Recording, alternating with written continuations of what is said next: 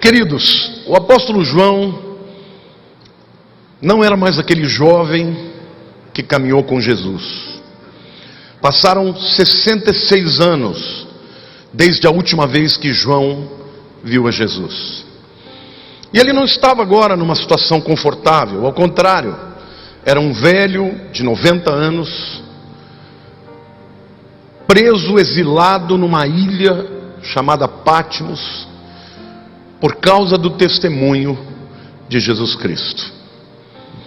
E quando João certamente estava abatido pela sua própria idade, pelas limitações físicas, e também por tanto tempo sem ter visto a Jesus, ele que andou com Jesus tantas vezes, viu tantas coisas, por 3 anos esteve tão próximo do Senhor. Fazia 66 anos, uma vida, que ele já não tinha nenhuma revelação de Jesus. E quando ele está certamente se preparando e agradecendo a Deus por poder estar lá naquele lugar, sofrendo pelo testemunho que ele teve ao longo da sua vida, Jesus se manifesta a ele. Mas algo é muito extraordinário, porque o Jesus que ele vê, ainda que reconhecível, é diferente daquele Jesus com quem ele andou. Agora ele não estava mais revestido de sua mortalidade. Agora ele estava revestido da sua plenitude. E este é o Cristo que hoje nós adoramos. Não mais aquele homem que viveu entre nós, que morreu, que comeu, que pregou, que fez milagres. Ele é isso também, mas ele é muito mais do que isso. E é esse Cristo do Apocalipse que durante algumas mensagens eu quero apresentar a vocês. Então nós vamos olhar para o livro do Apocalipse e certamente vamos ter que falar a respeito de acontecimentos que virão, mas a lente de aumento estará sobre a pessoa de Jesus. Qual é o papel que ele ocupa no desenrolar desses acontecimentos? O Cristo do Apocalipse é a mensagem da série que eu prego hoje para você. Essa palavra é tremenda, irmãos. Eu confesso para vocês que eu me quebrantei muitas vezes enquanto eu preparava essa palavra. E antes de eu entrar propriamente no corpo da mensagem, eu quero fazer algumas observações para que você entenda para quem este livro é escrito.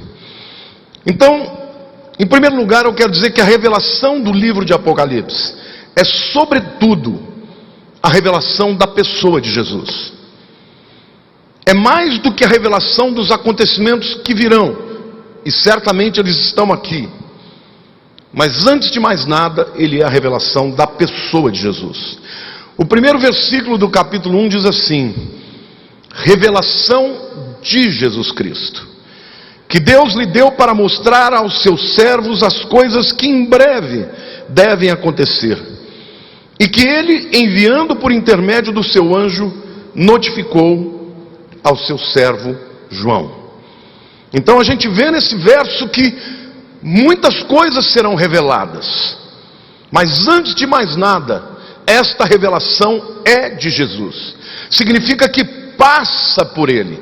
E a compreensão destas coisas, ela só acontecerá se nós entendermos quem é este que nos revela todas as coisas. Então, é a revelação do Cristo do Apocalipse. Uma segunda observação que eu quero fazer a vocês é que este livro é destinado à igreja de Jesus. Este não é um livro para você levar para uma pessoa que não conhece a Jesus. Não é um livro para os não cristãos. Eles vão achar isso aqui uma loucura. É um livro para quem já confessou Jesus como seu Senhor e Salvador. Quantos aqui já confessaram a Jesus como Senhor e Salvador? Diga: Jesus é o meu Senhor e o meu Salvador.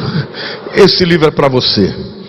O versículo 4 diz assim: João, as 7 igrejas que se encontram na Ásia, Graça e paz a vós outros, da parte daquele que é, que era e que há de vir, da parte dos 7 Espíritos que se acham diante do seu trono. Ela foi primeiramente destinada a 7 igrejas locais, que existiam na época em que João viveu, na Ásia Menor. Mas estas igrejas, elas representam também a igreja de Cristo como um todo, porque cada uma delas tem características que são pertinentes a nós, ao nosso tempo. Então, certamente, não foi somente para as 7 igrejas da Ásia, mas são também para nós, e até mesmo aqueles que acreditam que cada igreja representa um período da história da igreja cristã ao longo destes 2000 anos. Esse livro também foi revelado àqueles a quem o Senhor Jesus ama. Versículo 5 diz assim: e da parte de Jesus Cristo, a fiel testemunha, o primogênito dos mortos, o primeiro a ter ressuscitado, e o soberano dos reis da terra, aquele que nos ama, diga, ele nos ama, e pelo seu sangue nos libertou dos nossos pecados. Este não é um livro para gerar temor, medo dos acontecimentos que virão. É um livro para gerar esclarecimento. E Jesus quer que nós saibamos quem Ele é, porque as coisas que vamos ler são tão terríveis, que se nós tivermos medo de que passaremos por elas sem a proteção de Jesus, será terrível. Mas se nós entendemos que Ele está conosco, e quem está conosco é o Todo-Poderoso, é aquele que era, que é e que sempre haverá de ser o mesmo, é aquele que ninguém pode se igualar, é aquele que ninguém pode bater, é aquele que é Senhor dos senhores. Este Jesus, este Cristo do Apocalipse, está presente, e Ele nos ama, e Ele te ama. E a partir deste momento de saber que este que tanto nos ama é tão poderoso e o Senhor de todas as coisas, nós podemos ler este livro e nos alegrarmos, porque a história tem um começo e tem um fim. E esse Jesus que se apresenta está tanto no início, no meio, quanto também no fim. Amém? Então, agora eu posso começar a pregar. Depois desses prolegômenos, dessas considerações iniciais, a gente pode pregar, a gente pode apresentar para vocês o Cristo do Apocalipse. Quantos estão com muito desejo de conhecerem o Cristo do Apocalipse? Em primeiro lugar, eu quero que vocês saibam que Ele é Deus. E o versículo 8 do capítulo 1 apresenta vários nomes de Deus. Nomes estes que Jesus diz respeito a si mesmo. Ele diz que Ele é estas coisas. E o texto diz assim: eu sou o Alfa e o Ômega, diz o Senhor Deus, aquele que era, que é, que era e que há de vir, o Todo-Poderoso. Quem está falando aqui é Jesus. Mas Ele está dizendo: eu sou o Alfa e o Ômega, diz o Senhor Deus, aquele que é, que era e que há de vir, o Todo-Poderoso. O primeiro nome que a gente percebe aqui, em que Jesus se apresenta como Deus, é quando Ele diz que Ele é o Alfa e o Ômega. A letra Alfa é a primeira letra do alfabeto grego. A letra Ômega é a última letra do alfabeto grego. Em outras palavras, Jesus está dizendo que Ele é o início de todas as coisas, e aquele para quem todas as coisas convergem. Amém ou não? Ele é o início de tudo. Ele já existia antes de todas as coisas. E Ele permanecerá existindo e dominando sobre o universo por todos os tempos. Amém? Então o Alfa e o Ômega diz claramente que Jesus é Deus. Diga: Jesus é Deus. Não teve começo e nem fim. Depois ele diz o Senhor Deus, e no hebraico é Adonai Elohim. Ele também está usando mais dois nomes de Deus que o Velho Testamento usa frequentemente. Adonai significa o dono, o Senhor, aquele que tem toda a autoridade. E Elohim é o nome de Deus Criador. No início de Gênesis diz assim: Bereshit bara Elohim. No princípio criou Elohim, criou Deus. Et hashamayim vet haaretz, os céus e a terra. Então ele está dizendo: eu sou o início e o fim. Eu sou o Senhor Deus, aquele que é Senhor dos senhores, e aquele que é o Criador, o Todo-Poderoso do universo. Amém? Este é o Cristo que está sendo apresentado a nós.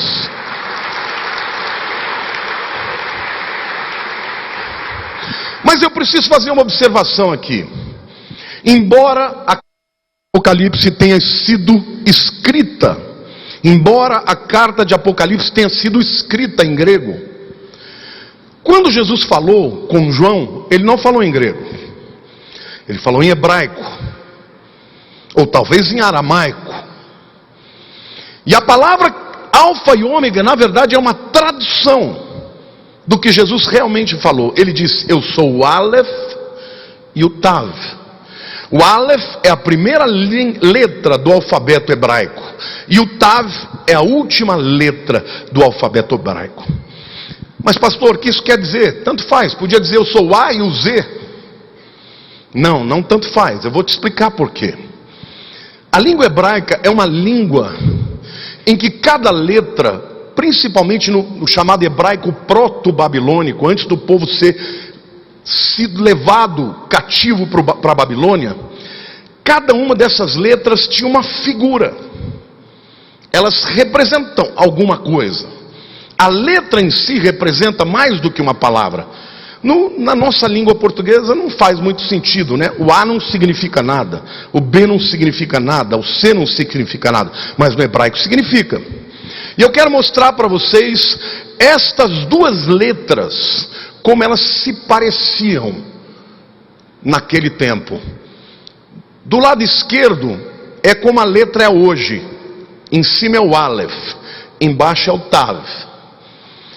Mas no hebraico proto-babilônico, no hebraico antigo, o Aleph era a cabeça de um touro, representando força, mas representando também o sacrifício.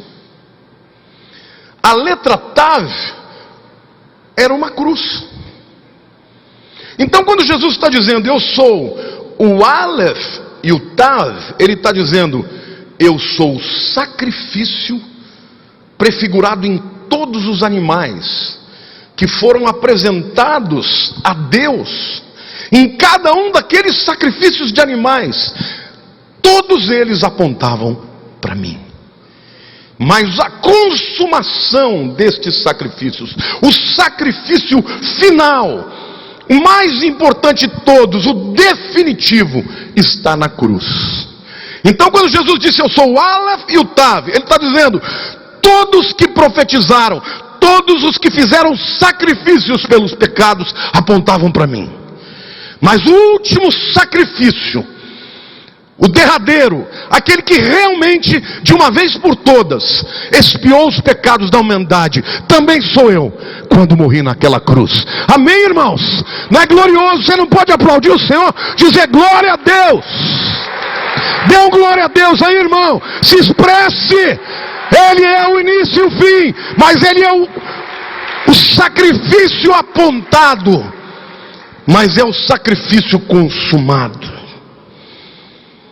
Em seguida ele diz o que era, o que é e o que há de vir. E aqui certamente está ligado a um outro nome de Deus, porque o que era, o que é e o que há de vir fala da eternidade de Deus, da eternidade de Jesus Cristo. Ele é o mesmo ontem, hoje e sempre. Agora, qual era o nome de Deus que dizia respeito a isto? Vocês se lembram quando Moisés encontrou a sarça ardente?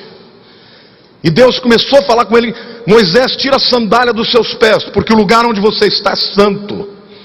E Deus começa a falar com ele, ele diz, e Deus fala: eu vou te mandar para o Egito para libertar o meu povo, porque eu ouvi o clamor do meu povo. E Moisés diz: mas eles vão me perguntar, quem é quem me enviou?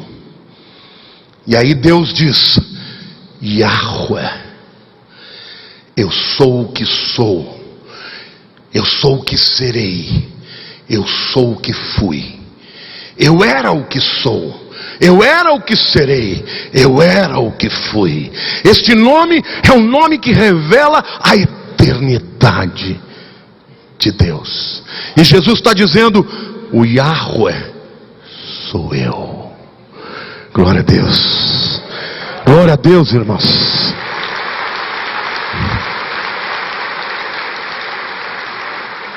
E por último ele diz: o Todo-Poderoso. Esse também é um nome conhecido de muitos. Tem músicas que cantam este nome: El Shaddai. El Shaddai não é só o Todo-Poderoso, porque a palavra Shad é peito, mama da mulher. El Shaddai é o Deus que dá leite. A gente poderia até traduzir o Deus peitudo, o Deus provedor, aquele que nutre, nutridor.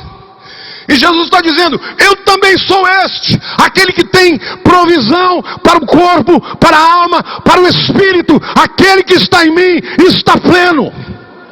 Amém, irmãos? Quantos aqui são plenos em Jesus e querem ficar plenos em Jesus?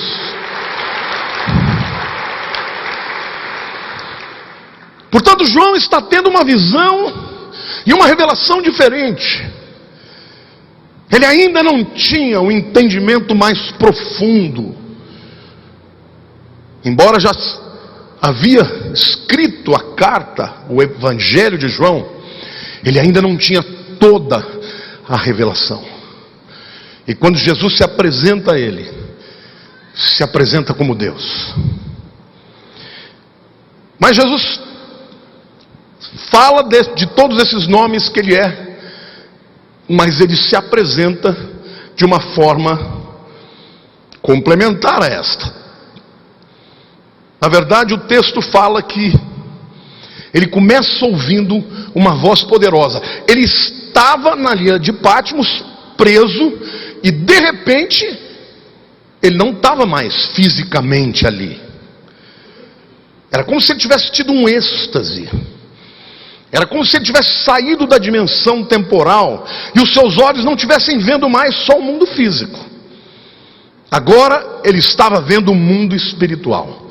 E a primeira coisa que ele ouve é uma voz poderosa, como de trombeta. Veja o que Apocalipse 1:10 diz: achei-me em espírito no dia do Senhor, e ouvi por detrás de mim grande voz, como de trombeta. E o versículo 12 e 13 diz assim: voltei-me para ver quem falava comigo, e voltando vi 7 candeeiros de ouro, 7 candelabros, e no meio dos candeeiros um semelhante a filho do homem. Vocês sabiam qual é o nome que Jesus mais usou quando ele estava na terra a respeito de si mesmo?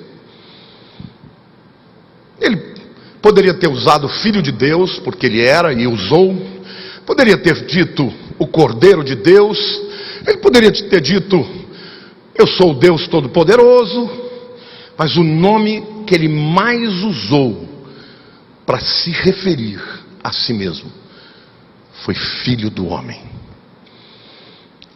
Então é algo extraordinário, porque João está olhando e está vendo uma figura diferente, poderosa, gloriosa, com uma voz de trombeta, falando de todos esses nomes extraordinários que se referem a Deus, mas ele consegue enxergar naquele Deus o Filho do Homem, Jesus Cristo, aquele com quem ele andou, com quem ele pescou, a quem ele viu tantas vezes curar, chorar, se compadecer. das pessoas. E eu quero dizer para vocês, queridos, que hoje Jesus é homem também. Ele era homem na Galileia, ele é homem hoje e será homem por toda a eternidade. Quando nós chegarmos na presença de Deus, nós vamos ver um corpo. Jesus terá um corpo, as suas mãos estarão perfuradas, os seus pés estarão perfurados, ele será reconhecido pelos sinais da sua história aqui na terra. Então, a teologia chama esta união dupla de um Deus com um homem, de união hipostática. Que nome é isso? Hipostática significa duas naturezas numa só pessoa. Não é que Jesus seja um super-homem, e tampouco um semideus. Ele é 100% Deus e 100% homem. Glória a Deus. Então o Cristo do Apocalipse, ele é Deus, ele é Adonai, ele é Elohim, ele é Yahweh, ele é El Shaddai, ele é o Aleph e o Tav, ele é o Alfa e o Ômega, mas ele também é o Filho do Homem, aquele que conhece a sua dor, as suas fraquezas, aquele que comeu a sua comida, falou a nossa língua, sentiu as nossas misérias e pode se compadecer por nós. Amém? Glória a Deus, ele merece toda a honra, toda a glória.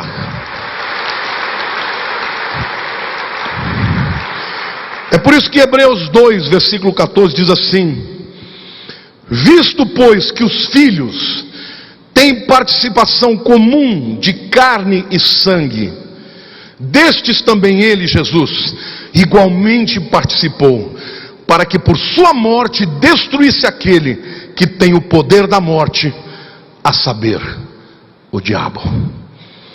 Então Jesus teve que se revestir de imortalidade. Sabe para quê, meu irmão? Para que nós nos tornássemos imortais. Ele se fez mortal para que nós nos tornássemos eternos. Mas a Bíblia diz que ele se fez mortal e morreu e venceu a morte para destruir, diga destruir, aniquilar aquele que detém o poder da morte, a saber, o diabo. Então eu quero declarar para você que crê: o diabo já está com os seus dias contados, porque ele já foi destruído na ressurreição de Jesus. Amém, igreja? É por isso que ele está tão furioso. Mas os seus intentos, as suas estratégias, as suas ações, os seus esquemas, todos vão falhar completamente, porque ele já foi destruído. E a Bíblia diz: para isto se manifestou o Filho de Deus, para destruir as obras do diabo. Mas Apocalipse diz que ele não iria só destruir as obras do diabo, ele ia destruir o próprio diabo.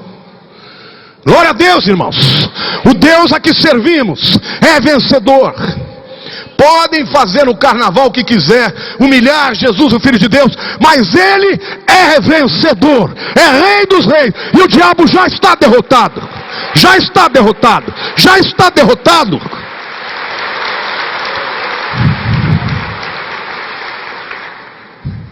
Jesus se revestiu de imortalidade, ou de mortalidade, para se simpatizar conosco. Simpatia é uma palavra que vem do grego. Pathos é sofrer, e sim é uma preposição que significa com. Sinfonia significa muitas vozes. Sinergia é um trabalho conjunto. Sempre que você vê esta preposição sim, significa com, junto de. Portanto, simpatia significa sentir com. Querido, você não está sozinho na tua dor, na tua luta, na tua dificuldade, na tua tentação, porque ele já viveu isto que você viveu, e ele está com você, passando com você por esta provação, para que você seja mais do que vitorioso. Amém? Quantos podem dizer: eu creio, eu recebo em nome de Jesus? Hebreus capítulo 4, versículo 15 diz assim: porque não temos um sumo sacerdote que não possa compadecer-se das nossas fraquezas, antes foi ele tentado em todas as coisas, a nossa semelhança, mas sem pecado. E uma coisa interessante, porque João vê em primeiro lugar um semelhante ao Filho do Homem. Isto fala de Jesus sendo ainda humano, apesar da sua divindade, mas de repente ele vê este Filho do Homem vestido de roupas talares, com cinto de ouro. O que está falando disso, irmãos? Para a gente não faz sentido nenhum, mas para João, que andou no meio do povo de Israel e cansou de ver essas vestimentas, ele vê Jesus Cristo como o sumo sacerdote. O sumo sacerdote vestia essas roupas. Então Jesus é o Deus Todo-Poderoso, mas é o Filho do Homem. E como Filho do Homem, ele vestiu as roupas dos sacerdotes. É interessante, irmãos, porque Deus ele revela, e todas as coisas, todos os tipos, todas as imagens apontavam para Jesus. Mas o sumo sacerdote, ele era um homem completamente separado das pessoas. Ele não tinha relacionamento com as pessoas, e quando ele ia entrar na presença de Deus, então ele não podia ser tocado. Mas quando Jesus veio ao mundo, ele andou no meio das pessoas. O Deus Todo-Poderoso, aquele que seria o sumo sacerdote verdadeiro e perfeito, ele andou no meio do povo, e o povo ia até ele. O primeiro era excluído, separado, alijado do convívio das pessoas. Mas este não. Este andou, tocou, chorou, curou. O sumo sacerdote não podia tocar em lugar morto, porque ele se contaminava. Mas Jesus, o verdadeiro sumo sacerdote, ele tocou no morto e não foi contaminado por ele. Ao contrário, o morto viveu e ele permaneceu santo, puro, perfeito. Aleluia! Glória a Deus!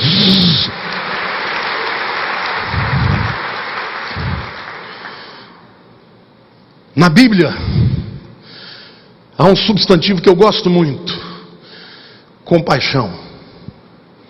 Esta palavra compaixão no grego é splanknoi. Diga splanknoi. Sabe o que é splanknoi? É literalmente quando as suas entranhas se reviram. A Bíblia diz que quando Jesus tem compaixão, ele não fala, estou compadecido.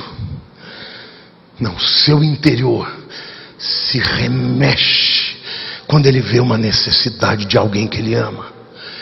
Ele se remexe no seu interior quando ele vê injustiça. Ele se remexe no seu interior quando ele vê o diabo destruindo alguém a quem Deus criou e por quem ele morreu. Ele tem compaixão de nós, meus irmãos. Quando ele olhou para Jerusalém, ele chorou por Jerusalém. Ele disse, Jerusalém, Jerusalém, que matas os profetas. Vocês não sabem o que vocês vão passar, porque não reconheceram o dia da tua visitação. Ele chora por Jerusalém. Ele tem compaixão por Jerusalém. Ele chorou diante de Lázaro morto, sabendo que ele ia ressuscitar a Lázaro. Então por que ele chora por alguém que ele vai reviver? É porque ele está vendo a consequência do pecado, que é a morte. E Jesus, ele sempre olhou para o pecado com abominação, sobretudo porque o pecado destrói aqueles a quem Deus ama. Então ele olha para Lázaro que está lá dentro daquela tumba e ele chora na presença de todos. E aí então ele ora a Deus, diz, Pai, eu sei que sempre o Senhor me ouve, mas por causa deles, para que eles saibam que o Senhor me enviou, eu te peço agora, opera a tua glória, a tua maravilha. Ele diz para Lázaro, Lázaro, sai para fora. E Lázaro saiu, venceu a morte, pela ordem daquele que era, que é e que sempre haverá de ser o mesmo.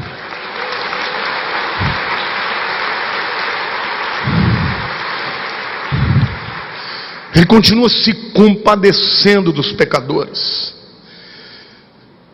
Se nós somos cristãos, nós temos que amar os pecadores com o amor de Jesus. Deus não nos chamou para condená-los. Deus nos chamou para amá-los e para sermos instrumentos de autoridade para arrancá-los do poder do pecado. compaixão. Vocês sabem que este termo, esse substantivo, todas as vezes na Bíblia que aparece tendo compaixão ou sentindo compaixão, todas as vezes se refere a Jesus. Então quero dizer para você que entrou aqui hoje, talvez esteja triste, abatido, você que está se sentindo sozinho, eu quero te dizer que Jesus tem compaixão de você. O diabo pode te dizer que você está só, mas você não está só, porque ele diz: eis que estarei convosco todos os dias, até a consumação dos séculos. Compaixão. Este Deus Todo-Poderoso, o Eu Sou, Adonai Elohim, El Shaddai, Yahweh, o Filho do Homem, o Sumo Sacerdote, tem compaixão de você. Então nesta hora, queridos, em que João vê Jesus, certamente ele sentiu aquele sentimento de pertencimento. Você sabia que todos nós precisamos de sentir amados assim? Tem alguém que você ame de todo o coração, sem nenhuma restrição? Existe alguém no mundo assim? Essa pessoa, certamente você se sente pertencendo a ela. Assim que João se sentiu. Ravi Zacharias, um grande apologeta dos nossos dias, escreveu um livro chamado Recapture the Wonder. Já citei esse livro para vocês porque eu acabei de ler essa semana. É um livro extraordinário. Não sei se tem em português ainda. A tradução disso seria Recapture a Maravilha. E quando ele fala de wonder, ele fala dessa sensação de graça. Você já se sentiu assim, cheio de graça? Olha para o lado, pode estar o mundo caindo e você está, parece que flutuando. Você já sentiu isso? Já sentiu isso? Isso é que ele chama de maravilha. E nesse livro ele fala da humanidade lutando de todas as maneiras para se sentir plena. E ele fala que o homem, a humanidade busca isso de diversas maneiras, através de sexo, através de relacionamentos humanos, falhos, e que ninguém consegue chegar a esse estado de graça, de maravilha, se não for através de uma relação direta com o Senhor. E eu vou traduzir para vocês um trecho do livro. Ele diz assim: o terceiro componente da maravilha, desse estado de graça, é entender e experimentar o amor. Isso é mais do que qualquer uma das nossas aspirações. É desejado por todos, desperdiçado por muitos e distorcido pela maioria.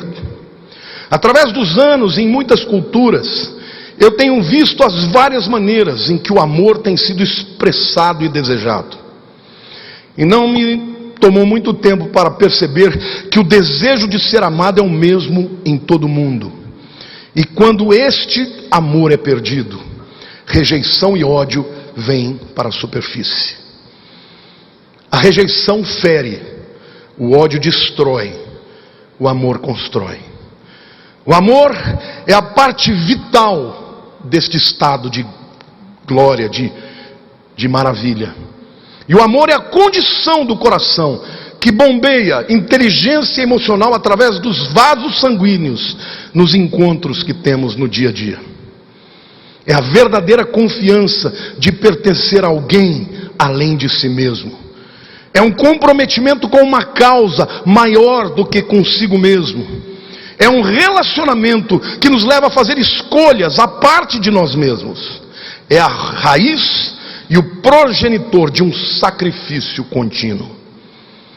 Quando este amor é encontrado, a maravilha é sustentada, mesmo nos momentos de grande temor. Lindo, não é, irmãos? Em qualquer coisa ou pessoa ou atividade que você acredite que pode ter felicidade e plenitude, você vai ser fracassado, porque nada pode preencher o vazio da tua alma a não ser a pessoa de Jesus. João, nesta hora, aquele que dizia que ele era o discípulo a quem Jesus amava. Jesus nunca disse isso de João. Foi João que falou de si mesmo, porque na verdade Jesus amava a todos, mas João se sentiu amado. E João, depois de 66 anos longe de um toque do tom da voz do seu Senhor, do seu melhor amigo, do seu mestre, ele encontra, e ele está revestido de glória, de majestade, mas ainda assim ele consegue discernir aquele tom de voz que tanto fazia ele se sentir amado e seguro. Eu quero te dizer que ele está aqui hoje. Jesus está aqui hoje, e ele quer que você sinta esse amor que vai fazer a tua vida valer a pena. Você já foi novo convertido? Quando você chorava em qualquer mensagem, que adorava com qualquer música, porque o teu foco não estava em quem pregava ou em quem tocava, o teu foco estava em Jesus. Eu quero te dizer que se Jesus for o centro da tua vida, você vai andar neste mundo de tantas dificuldades, de tantos problemas, e vai se sentir amado, pleno, pertencendo a alguém. Quando a Bíblia diz maldito o homem que confia no homem, está dizendo não lance as suas expectativas em cima de uma pessoa. Ninguém pode preencher o seu vazio. Amém? Jesus estava vestido com vestes talares, se compadece por nós. Mas o sumo sacerdote, irmãos, ele existe por um propósito maior. Antes de falar desse propósito, eu quero perguntar para você: qual é a maior necessidade do homem? Do ser humano? Qual é a maior necessidade do ser humano? Ser aceito? Quem mais? Quem pode me dizer mais? Ser amado? Salvação? O que mais? Dinheiro? Tem pessoas que creem. Será que é o pão? Será que é a alegria? Será que é a felicidade? Nenhuma dessas que eu citei é a maior necessidade do homem. A maior necessidade do ser humano é o perdão. Por isso, Jesus é o sumo sacerdote. Querido, Jesus veio a esse mundo e ele fez muitos milagres. Mas nenhum milagre foi tão definitivo quanto o perdão. Porque quando acabou o vinho, ele transformou a água em vinho, eles se alegraram, beberam, mas o vinho acabou. Quando o povo estava com fome e ele multiplicou os pães e os peixes, eles se fartaram, mas a comida acabou. Quando ele ressuscitou a Lázaro, e Lázaro venceu a morte, ele voltou à vida, mas voltou a morrer. Quando ele curou alguém, aquela pessoa ficou sã, mas voltou a adoecer e um dia morreu. Mas quando Jesus perdoou, foi para sempre, e ninguém pode reverter aquilo que ele fez, é eterno. Amém, igreja?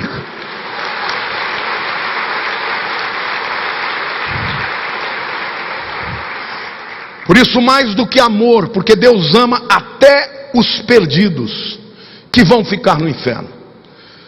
O amor simplesmente não é tudo. O que o homem caído mais necessita é perdão para os seus pecados. E por isso Jesus se apresenta. Ele não é só o sacrifício, mas ele é o sacerdote que entra na presença de Deus. E mais do que isso, ele é aquele que intercede por nós perante o Pai até hoje, todos os dias, pelos seus pecados que já foram expiados.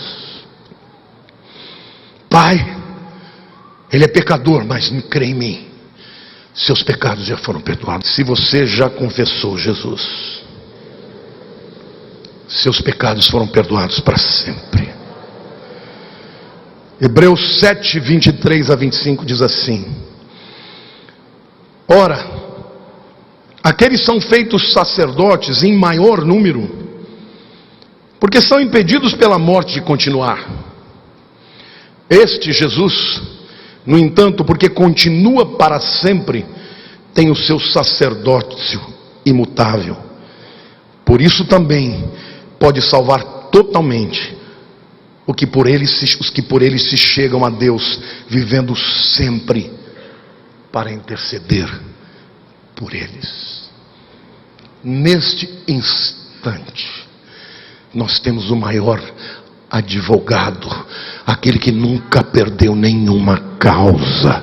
O diabo é o promotor que está acusando, o acusador, e Jesus é o advogado, está dizendo: negativo, está tudo perdoado, o meu sangue já perdoou, não há pecado ou culpa que possa ser maior do que o sacrifício de Jesus, porque aonde abundou o pecado, superabundou a graça. Os sacerdotes humanos eram muito, pode aplaudir, libere, esta é a maior notícia.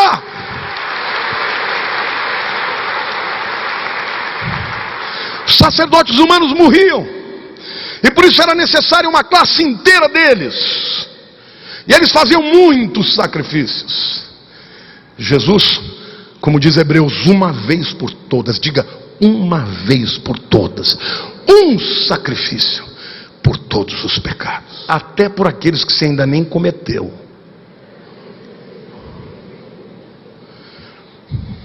Aí você vai dizer: pastor, mas então quer dizer que eu posso pecar à vontade? Querido, o pecado é uma infecção terrível, e ele sempre vai gerar morte. Então andar em pecado é caminhar para a morte. Mas saiba, até os pecados que você ainda não cometeu, Jesus já perdoou. Então, enquanto estivermos nesse mundo, ainda que sejamos pecadores, já somos filhos perdoados, porque onde abundou o pecado, superabundou a graça. Então quero concluir essa palavra dizendo que o Cristo do Apocalipse é um Cristo que se revela. Apocalipse significa abrir a cortina, tirar o véu. Este é o tempo de revelação. Este é o tempo em que você vai receber muita revelação de Deus. Ele é o Deus Todo-Poderoso, mas é também o Filho do Homem que se compadece por nós. Amém?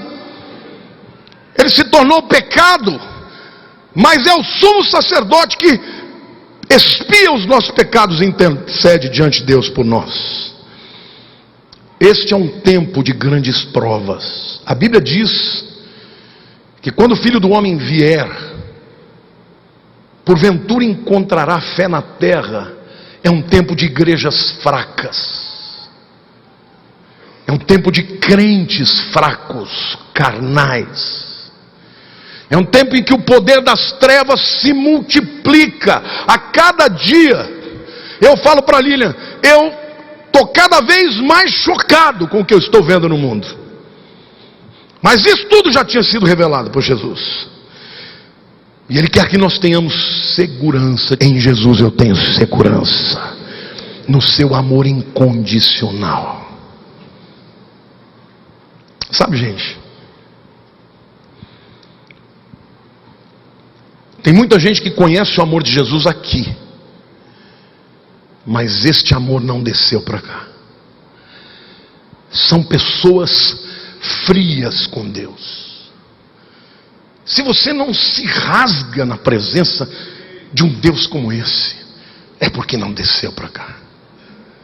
E quando não desce para cá, não muda a tua vida. Você pode estar salvo, mas não tem alegria da salvação. Você pode ter tudo, mas vive sentindo vazio na tua alma.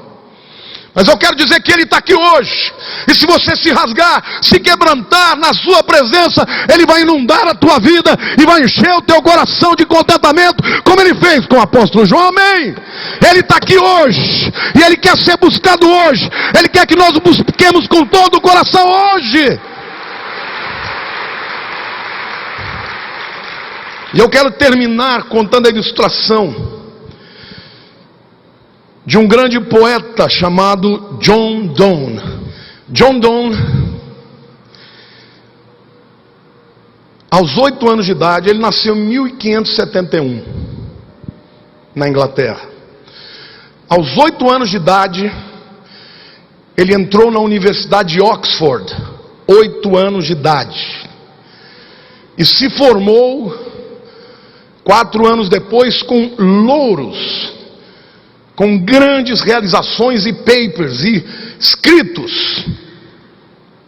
Aos 14 anos ele vai para Cambridge estudar direito, e em poucos anos ele se tornou conhecido como um homem brilhante, genial, mas também com a sua vida devassa,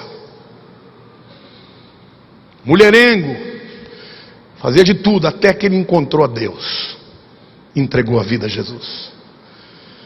Durante muitos anos sentiu culpa e por isso não quis ir para o pastorado, mas aos 41 anos ele se torna pastor. E durante 17 anos ele se torna pastor e até acabou sendo eleito como deão da Catedral de São Paulo, que é a principal igreja em Londres.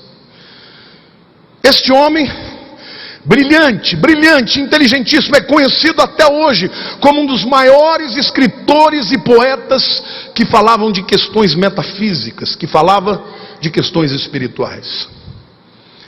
Mas John Donne, durante a sua vida inteira, ele lutou e não foi feliz, porque o grande temor que ele tinha, isso um biógrafo dele contou para um amigo, ele tinha muito medo que aqueles escritos, aquelas poesias obscenas, pornográficas e algumas delas até blasfemas, pudessem de alguma maneira ser publicadas, porque ele escreveu para amigos, para prostitutas e para tudo. Então ele morria de medo que aquelas palavras fossem publicadas e envergonhassem o nome de Jesus. Durante a sua vida inteira ele sabia do amor de Deus, mas não viveu feliz. Certa vez ele mandou fazer um autorretrato em que ele se veste num casaco, uns panos mortuários, e ele fica em cima de um caixão. Este quadro depois se tornou uma estátua que está lá na Catedral de São Paulo, na Inglaterra. Dá uma olhada, isso é ele, é o John Donne, vestido em panos mortuários, e dizem que ele fez questão de que o seu olhar não transparecesse nenhuma réstia de alegria, porque não tinha alegria, tamanho era o seu pavor de que alguém descobrisse quem ele havia sido. Um dos seus poemas, eu traduzi, revela bem esse sentimento. Preste atenção, porque ele é muito lindo. Ele falando com Deus assim: tu perdoarás aquele pecado do início, pecado que era meu, mesmo que eu tenha cometido antes? Tu perdoarás aquele pecado do qual eu corri e ainda corro e que abomino? Quando tiveres perdoado, tu não terás perdoado, porque eu ainda tenho mais. Ou seja, continua o pecador. Tu perdoarás aqueles pecados que fizeram outros pecar, que se tornaram portas de entrada para que outros pecassem. Tu perdoarás os pecados que abominei há 1 ano ou 2, mas que permanecem registrados. Quando tiveres perdoado, não terás perdoado, pois eu tenho mais. Eu tenho um pecado de temor, que quando eu tiver dado o meu último suspiro, eu perecerei na praia. Mas jura por ti mesmo, que na minha morte, teu filho brilhará como brilha agora, e brilhará para sempre, e tendo perdoado, terás perdoados. Eu não temo mais. Aleluia, irmãos. Que coisa coisa mais linda!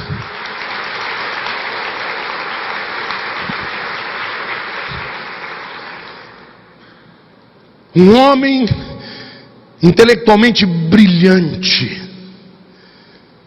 dizendo para Deus: eu não queria ter feito o que eu fiz, eu não posso mudar. E se alguém descobrir? E se alguém perceber e eu envergonhar o teu nome mais querido? Apesar de todo o brilhantismo de John Donne, o amor de Jesus não desceu daqui da mente para o coração. Um outro poeta, igualmente brilhante, teve uma experiência diferente da dele. E esse poeta é Davi. No Salmo 32, ele diz assim nos versos 1 e 2: bem-aventurado aquele cuja iniquidade é perdoada e cujo pecado é coberto. Bem-aventurado, feliz o homem a quem o Senhor não atribui iniquidade, em cujo espírito não há dolo. Glória a Deus.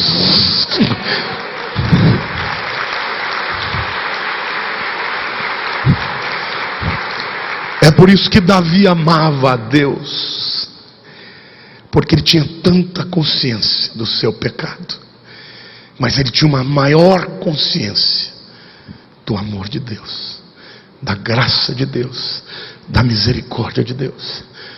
Meu querido, o Senhor está aqui hoje, e do mesmo jeito que Jesus caminhou entre as pessoas, do mesmo jeito que ele teve compaixão da prostituta, do leproso, do ladrão Zaqueu, dos enfermos, da mulher pega em adultério, ele teve compaixão, e ele tem hoje. Se você descobrir isso, você não vai ficar avassalado ou perseguido pela culpa. Você vai viver a alegria da salvação. Bem-aventurado aquele cujo pecado não lhe é imputado. Bem-aventurado a quem o Senhor não imputa culpa. Por quê? Porque a culpa já foi imputada sobre Jesus. A minha culpa, a sua culpa está sobre Jesus. Quando Deus olha para você, Ele não vê o seu pecado.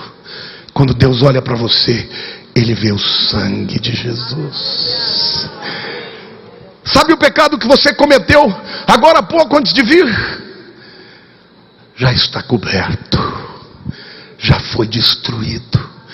Ainda que Satanás seja aquele que de dia e de noite vive para acusar, para apontar o dedo, a Bíblia diz que ele vai ser derrotado definitivamente. Ele já foi na cruz, mas vai chegar um dia que o acusador dos nossos irmãos cairá por terra e nunca mais acusará, porque maior é aquele que está em nós do que aquele que está no mundo. Você pode dizer: eu creio, eu recebo. Aplauda o Senhor, Ele é digno de toda honra, de toda glória.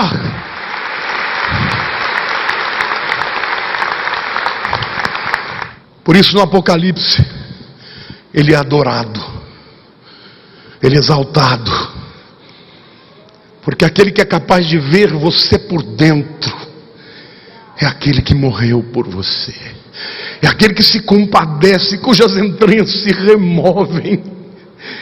Ele nos ama com amor incondicional. Com amor incondicional que ninguém vai amar nesse mundo. Por isso eu digo: Senhor, eu te amo mais do que qualquer coisa na minha vida. Porque onde abundou o pecado, superabundou a graça. Ele quer preencher o vazio da tua alma. Mas você tem que rasgar a sua vida. Você tem que se derramar na sua presença. Você não agrada a Deus por sentir culpa, por achar que você não merece o perdão. Você não agrada a Deus quando, ao invés de você viver em júbilo por aquilo que Ele fez, você vive amargurado, culpado, vazio, buscando plenitude naquilo que não pode te encher, tentando matar a fome com o pão, quando você tem o pão da vida. O que agrada ao Senhor é um coração arrependido, mas um coração de fé que aceita o que Ele fez por você. Senhor, eu aceito o que o Senhor fez por mim, pelos meus pecados. E eu te peço, Espírito Santo, vem libertar os teus filhinhos dessa cadeia na mente. Torna o Senhor mais alvos do que a neve no coração, porque eles já são de fato. Senhor, toca agora na vida deles como o Senhor tocou em João. Revela-te, Senhor, revela-te como Cristo do Apocalipse, soberano, todo poderoso, mas o Filho do homem, o nosso intercessor, o nosso sumo sacerdote. Nós te amamos, Senhor, porque não há pecado que o Senhor não possa perdoar, não há pecador que o Senhor não possa libertar, não há homem ou mulher que o Senhor não possa transformar em filho e encher de alegria. Senhor, eu quero rasgar a minha vida, rasgar meu coração. Senhor, eu te suplico, eu clamo, Senhor, derrama da tua presença consoladora. Meu querido, se você entrou aqui hoje, talvez você esteja assim, vivendo sem alegria, sem plenitude, vivendo amargurado, acusado pelo pecado, ou amargo porque a vida não lhe é doce. Mas está aqui quem pode mudar isso.